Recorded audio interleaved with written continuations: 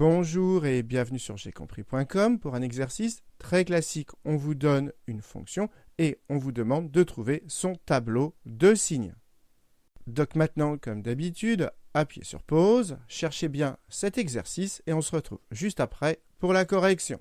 Donc allons-y, corrigeons cet exercice. Et première chose à remarquer, c'est que la fonction de l'énoncé que j'ai remise ici, elle est écrite sous la forme d'un produit. Entre le moins 3 et la parenthèse, il y a un multiplié qui est sous-entendu, et entre ces deux parenthèses, eh bien, il y a aussi un multiplié qui est sous-entendu. Et comme on a des produits, eh bien, ici, ce premier bloc, c'est ce qu'on appelle un facteur. C'est le premier facteur.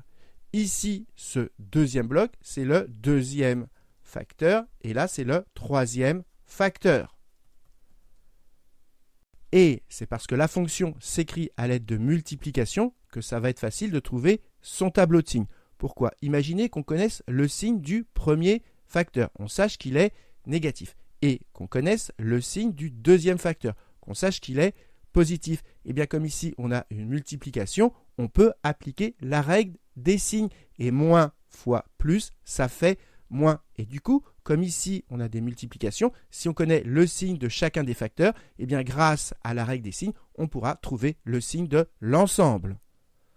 Et donc, retenez bien qu'un tableau de signes, ça repose sur la règle des signes qui s'applique aux multiplications et aux divisions. Et c'est pour ça que ici, c'est très pratique d'avoir des multiplications parce qu'on va pouvoir appliquer la règle des signes et du coup avoir notre tableau de signes. Et donc, je vous rappelle la méthode pour faire un tableau de signes. Premièrement, on vérifie qu'on a affaire à un produit, c'est-à-dire qu'entre chaque bloc, ce sont des multiplications ou des divisions. Ensuite, on cherche quand est-ce que chaque facteur s'annule. Pour cela, on résout chaque facteur égale 0. Ensuite, on trouve le signe de chaque facteur. Et dernièrement, eh bien, il n'y a plus qu'à conclure à l'aide de la règle des signes. Donc, comme on a bien vérifié qu'on avait affaire à un produit, eh bien, on peut attaquer notre tableau de signes. Sur la première ligne, eh bien, on met notre variable x. Et comme on est sur R, eh bien ici on met moins l'infini et là plus l'infini. Et maintenant en dessous, on met nos facteurs. Premier facteur, moins 3. Sur la ligne en dessous, je mets le facteur suivant, x moins 1 tiers. Et pareil, sur la ligne en dessous, je mets le dernier facteur, x plus 1 quart. Et sur la dernière ligne, eh bien je mets f de x qui correspond à l'ensemble.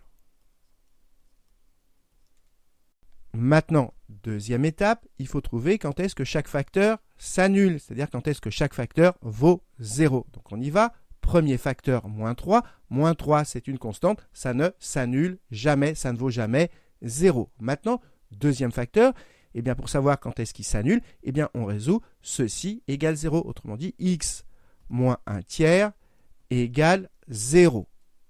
Alors, soit on résout cette équation, soit, quand c'est très simple, on peut peut-être voir de tête quelle valeur il faut donner à x pour que tout ceci fasse 0. Bah, tout simplement 1 tiers, parce que 1 tiers moins 1 tiers, ça fait 0. Donc ce facteur, il s'annule en 1 tiers. Maintenant, pareil, il faut regarder quand est-ce que ce facteur s'annule. Alors, soit on résout l'équation ceci égale 0, soit on voit de tête quelle valeur il faut donner à x pour que tout ceci soit égal à 0. Bien, comme ici, on a plus 1 quart, et bien là, dans x, il faut mettre moins 1 quart, parce que moins 1 quart plus 1 quart, ça fait 0. Et donc, ce facteur, il s'annule en moins 1 quart. Donc, on a vu que nos facteurs, ils s'annulent en 1 tiers et moins 1 quart. Donc maintenant, il faut mettre ces deux valeurs sur la première ligne, mais attention, de la plus petite à la plus grande. Et la plus petite, c'est moins 1 quart. Donc moins 1 quart d'abord, on trace un trait en dessous, voilà. Et ensuite, 1 tiers qui est plus grand, et on trace un trait en dessous, pareil.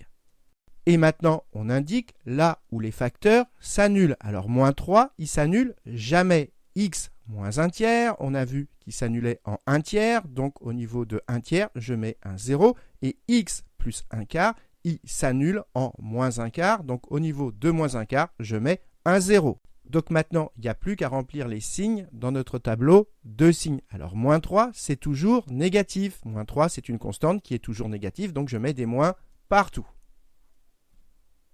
Maintenant, x moins 1 tiers, c'est une fonction affine. Donc sa courbe, c'est une droite. Et pour savoir si c'est entre guillemets une droite qui monte ou qui descend, on regarde le nombre qui multiplie x. Quand on a x tout seul, c'est sous-entendu 1x. Et comme 1, c'est positif, eh bien la droite qui correspond à cette fonction affine, c'est une droite qui monte. Et donc si elle monte, elle commence par être négative, elle s'annule et ensuite elle est positive. Donc d'abord elle est négative, elle s'annule et après elle est positive. Maintenant x plus 1/4, là encore c'est une fonction affine. Donc sa courbe c'est une droite. On regarde le nombre qui multiplie x. Comme on a x tout seul, c'est sous-entendu 1x. Et comme 1 c'est positif, là encore c'est une droite qui monte. Donc elle commence par être négative, elle s'annule et après elle est positive. Elle est négative, ensuite elle s'annule et après s'être annulée, elle est positive. Donc voilà, on a terminé la troisième étape. On a trouvé le signe de chaque facteur. Et maintenant, on passe à la quatrième étape. C'est la plus rapide. On n'a plus qu'à appliquer la règle des signes. Parce que regardez, entre chacun de ces trois blocs, on a des multiplications. Et donc, on peut bien appliquer la règle des signes. Donc on y va. Moins fois moins, ça fait plus. Ces deux-là, ça fait plus. Et plus fois moins, ça fait moins. Ensuite, on fait cette colonne. Moins fois moins, ça fait plus. Fois plus, ça fait plus. Ensuite, moins fois plus, ça fait moins. Et moins fois plus, ça fait moins. Et voilà, on a trouvé le signe de f de x. Maintenant, reste à savoir ce qu'on met ici et là. Parfois, les élèves mettent des zéros sans comprendre pourquoi. C'est important de comprendre pourquoi ici, on va mettre des zéros. N'oubliez pas qu'entre ces trois facteurs, ce sont des multiplications. Et donc, 0 fois n'importe quoi, 0 fois n'importe quoi, ça fait 0. Et c'est pour ça qu'ici, on met un 0. Et c'est pareil là, 0 fois n'importe quoi, ça fait 0. Voilà pourquoi ici, on met également un 0. Et voilà, on a terminé notre tableau de signes. On a terminé la première question.